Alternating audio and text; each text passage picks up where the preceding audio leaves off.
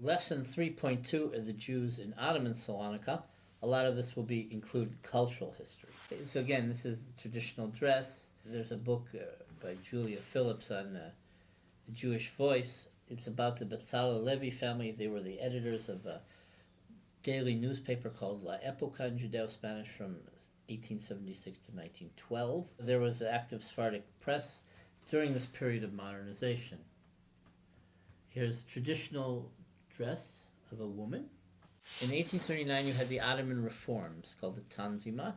There were reforms in 1856. They gave equality under law to the non-Muslim population. A Jew now could, or a Christian could testify against a Muslim. Previously, if a Jew walked past a Muslim, he had to bow his head. And so none of those laws existed anymore. Okay, so the Jew could make a synagogue taller than a mosque. So, for example, you could make a synagogue taller. The Beit Shaul Grand Synagogue was taller than many mosques. It was built in this period. Okay. Eventually, there was supposed to be a constitution, political representation, but in the end, that negated the Ottoman Sultanate. So, it was tolerated for a very short time, and you had the Young Turk Revolution, 1908, which do away with all this, and that paved the way for a modern Turkey. With the process of modernization came secularization. The Jews became less religious, less Sabbath observant. There was less publication of Sifrei Kodesh, of holy exegesis, less Jewish religious thought, less traditional rabbis. People go into other professions. They become more merchants, or you had many artisans, but people they would go to synagogue on Shabbat, and then for other reasons, then they observance dropped. But secularization affected the society. They still had some tradition, but their Sephardic culture became a secular Sephardic culture, but more secular music, more secular theater. So there wasn't a lot of original theater. They translated from French works, for example, or maybe Shakespeare into Judeo-Spanish. In terms of music, it was a lot more original. But for example, a popular play was Racine's Esther, translated with an adaptation and made into a musical in Judeo-Spanish. Okay, so you also had secular Sephardic Jewish composers. Like there was a duo called Tzaddik and Gazoz. So they would make the music and the scores for a lot of the plays. Unfortunately, they died in Auschwitz. So many of these secularized Sephardic cultural icons died in Auschwitz. Again, so that's the Beit Shaul. Okay, it was much taller than it looks in the picture. And then, because of the 1917 fire, the Jews are refugees. They spread all over the city, but a lot in the outskirts. And then you have many more poor neighborhoods like Kalamaria in the east, Vardar in the west, and this affects Jewish life more adversely. The Jews become very poor. They're dependent on the community. The Jewish economy is less proficient than the Ottoman period. In the Greek period, they're less autonomous. They need Greek partners. They manage because they had a self-sustained economy. And then, for example, Salonican bankers in Paris could provide capital for local industries. Then the focus of they trade much less abroad. They'll trade more with Athens and the big capital. And that changes the whole structure of the Jewish community, but they hang on. So this is an exemplary philanthropic Jewish community and a Sephardic community. They had an insane asylum.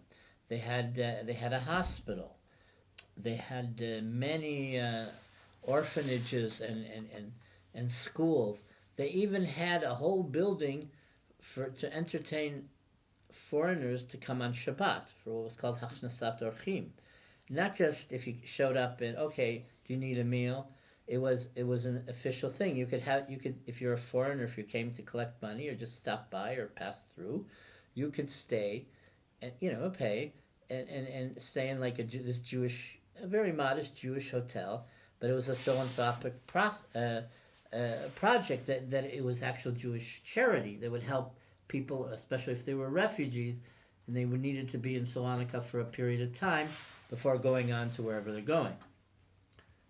So under Greek rule, that's the beginning of the end until the Holocaust. So I've explained in the other segments that the Jews suffered from the fire in 1917. They were pushed aside in the Electoral College. They went to the army, and eventually they became officers. They weren't just limited to be supply people, but there was a lot of legislation against the Jews because of these Asia Minor refugees. In 1924, in the Greek period, there was forced legislation to make the Jews either work or trade on Saturday or Shabbat, or lose a day of work, because the law was that the people couldn't trade or work on Sunday. So then you would have to work on Saturday, because that was the main commercial day in Greece. But the Jews wouldn't work on Saturday, so what do? They either lose a day's pay, or they go to, what happened was they went to synagogue in the morning, and then immediately they came to work. Okay, but this leads to a dire, a severe secularization. There were Jews who left Greece because of that and went to Yerushalayim, for example. The Asia Minor refugees instigated the legislation that the Jews, that there couldn't be labor on Sunday. It was to underpin the Jewish economic dominance, and then from the local law it became a national law. So in Yanina, for example, in Western Greece, that really affected the community. And that's when they started making Aliyah to Jerusalem in the 20s. They established part of the current Machane Yehuda market area. That Eitz Chaim Street is essentially a Romaniot idea. Eitz Chaim is a Romaniot synagogue name. So this is the beginning of the end. Then you have the Campbell Riots, and in 31, from 32 to 38, 15 to 18,000 Salonikans and other Greek Jews make Aliyah, essentially as tourists. The British wouldn't let them in certificates, or you got a certificate per family. So they would add in other people who weren't part of the family, and that's how people made Aliyah. Parallel to this, after the Depression, 1929, there was migration to France. 15,000 Salonican Jews also went to France, to Paris, Lyon, and Marseille, and they had this alliance in Jewish and French general education.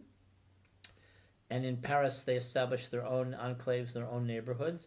So the 9th district was a middle-class Salonican and Sephardic district in Paris with their own synagogues.